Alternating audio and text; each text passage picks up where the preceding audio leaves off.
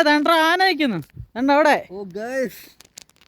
Elephant ആന പണി ഓളോ. Hello guys, എല്ലാവർക്കും എപ്പിക് ട്രാവലിൻ്റെ പുതിയൊരു വീഡിയോയിലേക്ക് സ്വാഗതം. ഇന്ന് നമ്മൾ പോകുന്നത് തേക്കടിയിലെ വ്യൂ പോയിൻ്റ് കാണാൻ വേണ്ടിയാണ്. അങ്ങോട്ട് പോകുന്ന വഴിക്ക് 2-3 വ്യൂ പോയിൻറ്റുകളിൽ നമ്മൾ കയറിയായിരുന്നല്ലോ. അതിൻ്റെയൊക്കെ വീഡിയോകൾ നമ്മൾ ചെയ്തിട്ടുണ്ട്, നമ്മുടെ ചാനലിലുണ്ട്. അപ്പോൾ എല്ലാവരും അതൊക്കെ കയറി ഒന്ന് കാണുമെന്ന് പ്രതീക്ഷിക്കുന്നു. ആദ്യമായി കാണുന്നവർ ആരെങ്കിലുമൊക്കെ ഉണ്ടെങ്കിൽ ഒന്ന് സബ്സ്ക്രൈബ് ചെയ്ത് നമ്മളെ സപ്പോർട്ട് ചെയ്യുക. അങ്ങനെ കുമളി സിറ്റിയൊക്കെ കഴിഞ്ഞ് നമ്മൾ തേക്കടിയിലേക്ക് പൊയ്ക്കൊണ്ടിരിക്കുകയാണ്. അപ്പോൾ പോകുന്ന വഴിക്ക് അടിപൊളി കാഴ്ച എന്ന് പറഞ്ഞാൽ ഒരു രക്ഷയുമില്ലാത്ത കാഴ്ചകളാണ് ആ റോട്ടിൽ നമുക്ക് കാണാൻ സാധിച്ചത്.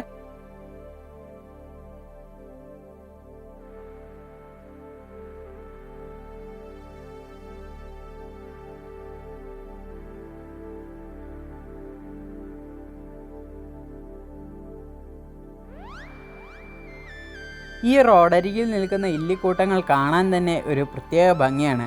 നിങ്ങളുടെ അഭിപ്രായം എന്താണ്? അതൊന്ന് കമൻറ്റ് ചെയ്യണേ.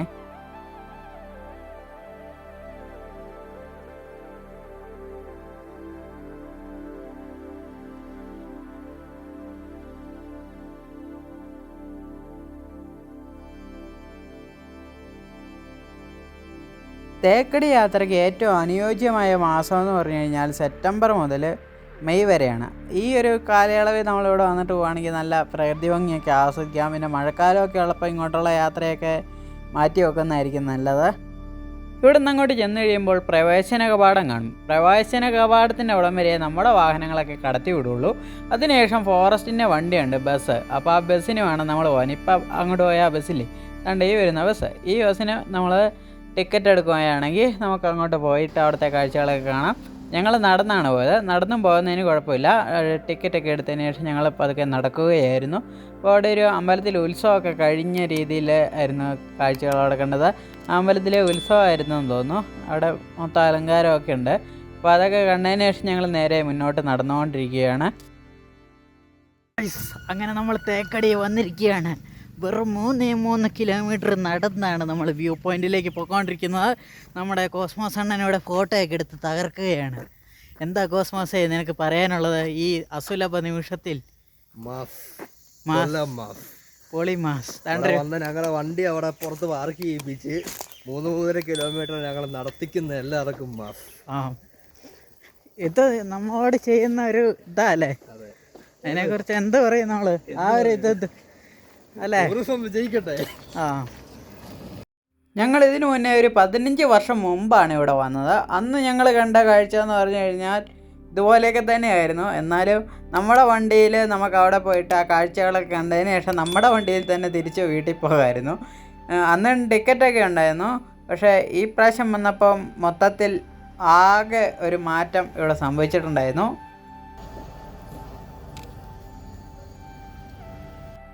ഗായ്സ്, നമ്മളിപ്പോൾ ആ മരക്കൊമ്പിൽ കണ്ടുകൊണ്ടിരിക്കുന്നത് മലയണ്ണാനാണ്. മലയണ്ണാൻ ഇവിടെ ഒരുപാടുണ്ട്. അപ്പോൾ നമുക്ക് ആദ്യമേ ഇങ്ങോട്ട് കയറിയപ്പോൾ തന്നെ മലയണ്ണാനെ കാണാൻ സാധിച്ചു. അതുപോലെ സിംഹാലം കുരങ്ങിനെയൊക്കെ കാണാൻ സാധിച്ചു. മലയണ്ണാൻ അവിടെ നിന്ന് എന്തൊട്ടൊക്കെ കഴിച്ചിട്ട് അങ്ങോട്ടും ഇങ്ങോട്ടൊക്കെ ചാടിപ്പോയി. അതുപോലെ നമ്മുടെ സിംഹവാലം കുരങ്ങിനും അതിലേക്ക് തുള്ളിച്ചാടി നടപ്പുണ്ടായിരുന്നു. അപ്പോൾ അവനെയൊക്കെ കുറേ നേരം കണ്ടതിന് ശേഷം ഞങ്ങൾ പതുക്കെ വീണ്ടും നടക്കാൻ തുടങ്ങി. ഇതുപോലുള്ള കാഴ്ചകളൊക്കെ കണ്ടു കഴിയുമ്പോൾ നമുക്ക് മനസ്സിന് കിട്ടുന്ന ഒരു സുഖം അതൊന്ന് വേറെ തന്നെയല്ലേ?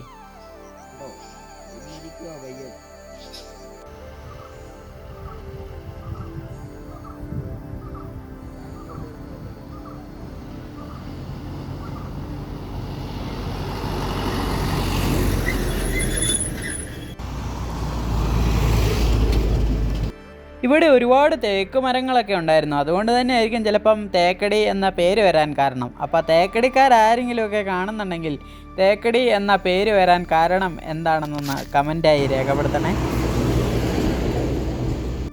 ഇന്ത്യയിലെ ഏറ്റവും മികച്ച വന്യജീവി സങ്കേതങ്ങളിൽ ഒന്നും കൂടിയാണ് നമ്മളിപ്പോൾ കാണുന്ന ഈ വനങ്ങൾ.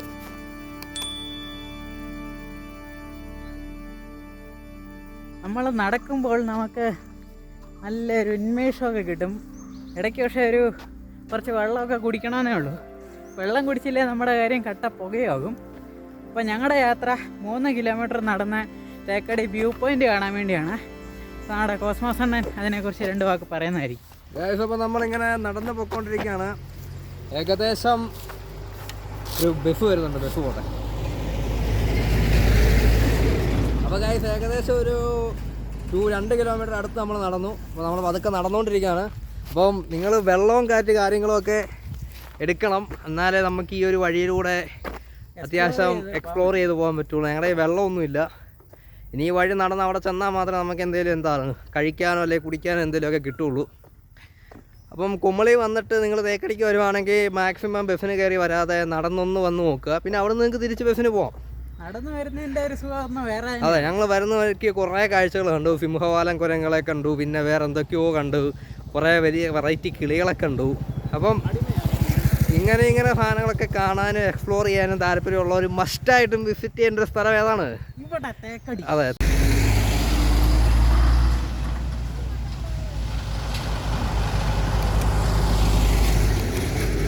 സുഖമാണോ? ആന തിന്നാൻ പോവാന്ന് തോന്നുന്നു. ഒറ്റ വിഴുങ്ങിനെ തീർത്തേക്കാം.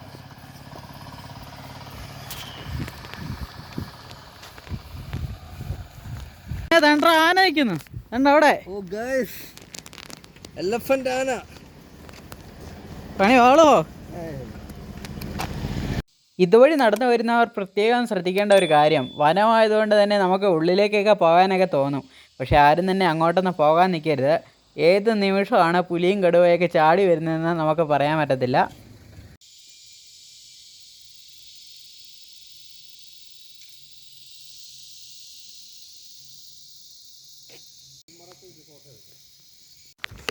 ഗായ്സ്, അങ്ങനെ നമ്മൾ ആനയുടെ അടുത്ത് എത്താറായിരിക്കുകയാണ്.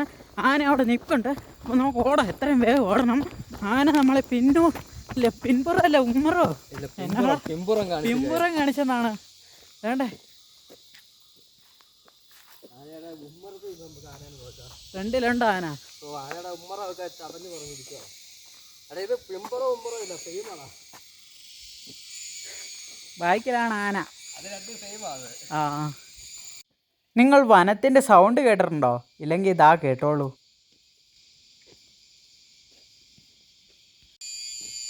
ഗായ്സ്, ഇങ്ങോട്ട് വരുന്ന വഴിക്ക് ഭൂമിക്കടിയിൽ നിന്നും വെള്ളം പൊങ്ങി വരുന്നൊരു കാഴ്ച നമുക്ക് കാണാൻ സാധിച്ചു. ഇതാണ് ആ കാഴ്ച. പിന്നെ വല്ല കുഴൽക്കിണറും ആണോ?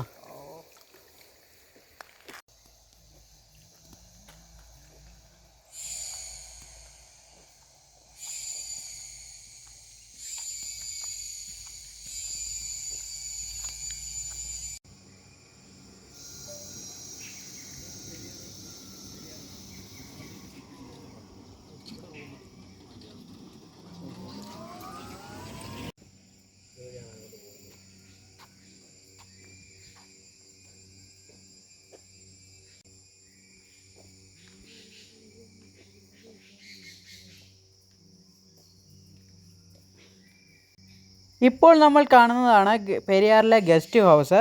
അപ്പം ഗസ്റ്റ് ഹൗസിൻ്റെ കാഴ്ചകളൊക്കെ നമ്മൾ ആ മുന്നിൽ നിന്ന് പകർത്തിയതിന് ശേഷം വീണ്ടും നടക്കാൻ തുടങ്ങി.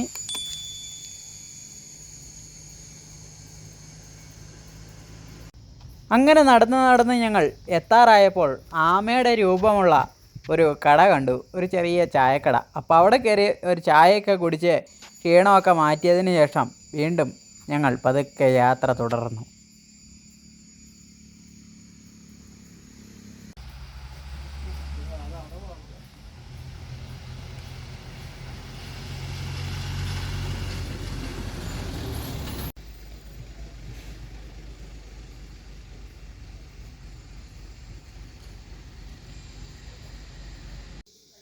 ഈ ഒരു ആമേനെ ഇച്ചിരി ദൂരത്തു നിന്നും നോക്കിക്കഴിഞ്ഞു കഴിഞ്ഞാൽ ഒരു വലിയ ആമ കാടിൻ്റെ നടുവിൽ നിൽക്കുന്ന പോലെ തന്നെ തോന്നും.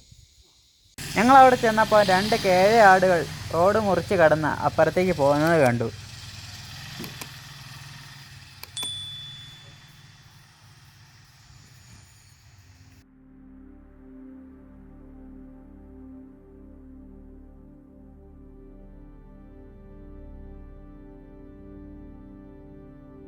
ഇതൊരു കടുവാ സങ്കേതം ആയതുകൊണ്ട് തന്നെ ഒരു കടുവയും പിന്നെ അതിന് ചുറ്റും എന്തൊക്കെയൊക്കെയോ അതിനെക്കുറിച്ച് എന്താ പറയുക, ഒരുപാട് രൂപങ്ങളൊക്കെ ആയിട്ട് ഒരു കലാസൃഷ്ടി.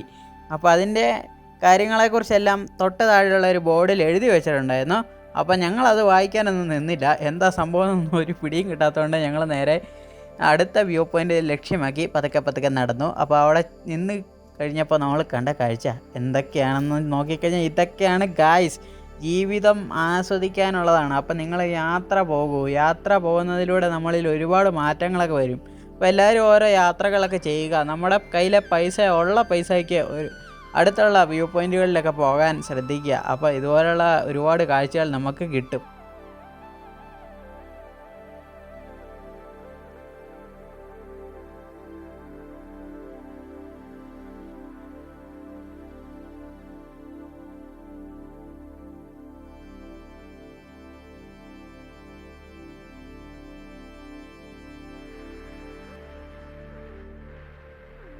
നമുക്ക് വേണ്ടി പ്രകൃതി ഒരുക്കി വച്ചിരിക്കുന്ന ഈ കാഴ്ചകളൊക്കെ കാണാതെ നമ്മൾ എങ്ങോട്ട് പോകാനാണ്?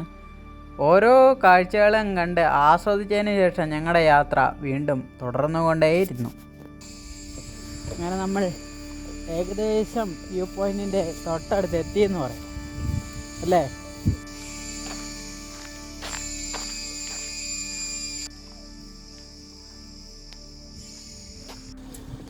ഇതൊക്കെയാണ് നമ്മുടെ ബേക്കറി വന്നു കഴിഞ്ഞാൽ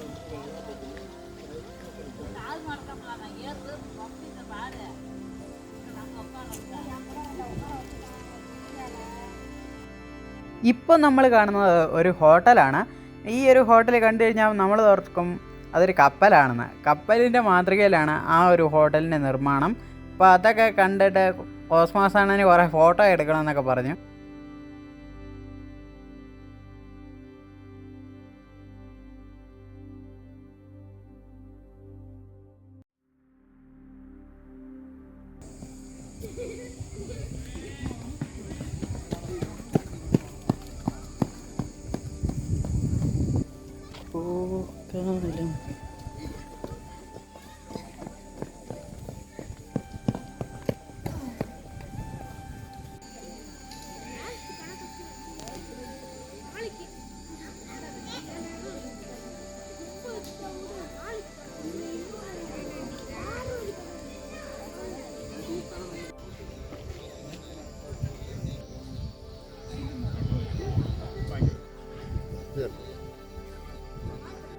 നമ്മുടെ തടാകത്തിൽ ഒരു 2-3 ബോട്ടുകളൊക്കെ നിർത്തിയിട്ടുണ്ടായിരുന്നു. ആ ബോട്ടുകൾ എന്താ എടുക്കാത്തതെന്ന് നമുക്കറിയത്തില്ല. നമ്മളതിൻ്റെ മനോഹരമായ ദൃശ്യങ്ങളൊക്കെ പകർത്തി അതൊക്കെ വീണ്ടും നടന്നു തുടങ്ങി ഓരോ വ്യൂ പോയിൻ്റ് തപ്പി.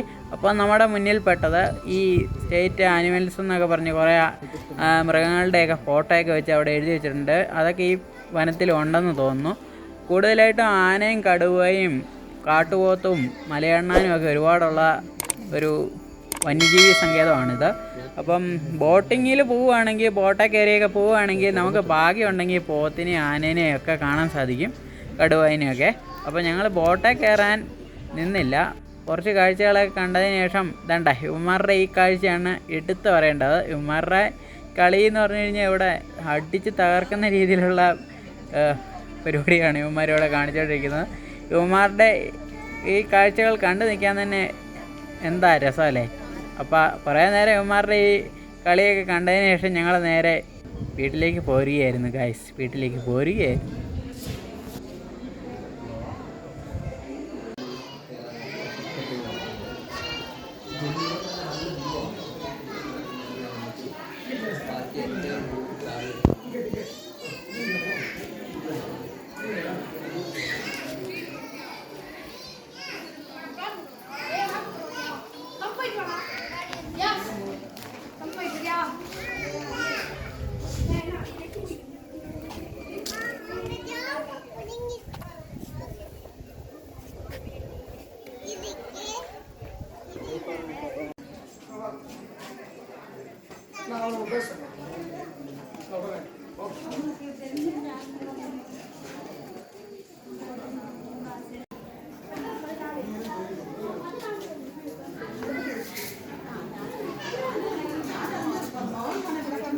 കയറാൻ വേണ്ടി ഇവിടെ ഇരിക്കുകയാണ് ഗൈസ്.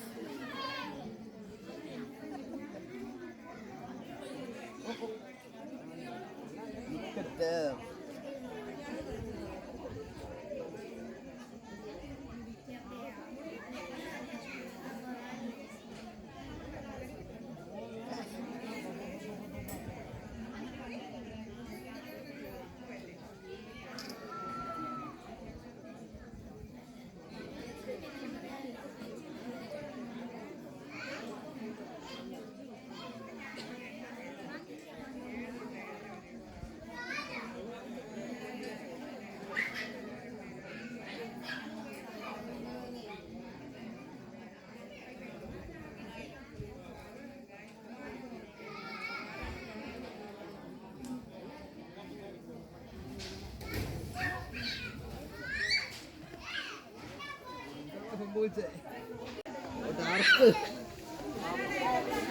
എല്ലാരും പേടിച്ചോടി.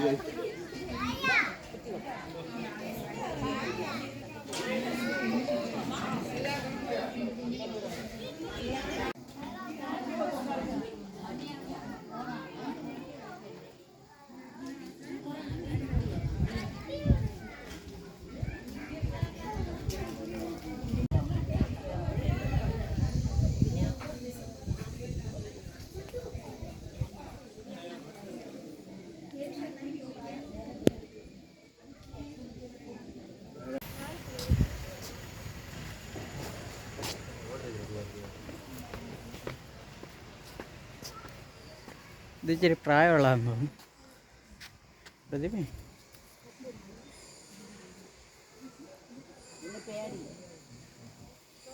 മാവല്ലോടാ. ആ അതിനാടാ തിന്നുന്ന പേപ്പറോ? നമ്മളിതുപോലുള്ള വനമേഖലകളിലേക്ക് പോകുമ്പോൾ നമ്മുടെ കയ്യിലുള്ള പ്ലാസ്റ്റിക്കും അതുപോലെ പേപ്പറുകളോ ഒന്നും വലിച്ചെറിഞ്ഞിട്ട് പോകാതിരിക്കുക. ഇതൊക്കെ അവിടുത്തെ മൃഗങ്ങളുടെ അടുത്ത് കഴിക്കുന്നതിലൂടെ അവർക്ക് ആരോഗ്യ പ്രശ്നങ്ങൾ ഉണ്ടാവുകയില്ലേ. അപ്പം നമ്മൾ ഇതുപോലെയുള്ള കാര്യങ്ങളൊക്കെ ഒന്ന് ശ്രദ്ധിക്കാൻ ശ്രമിക്കുക.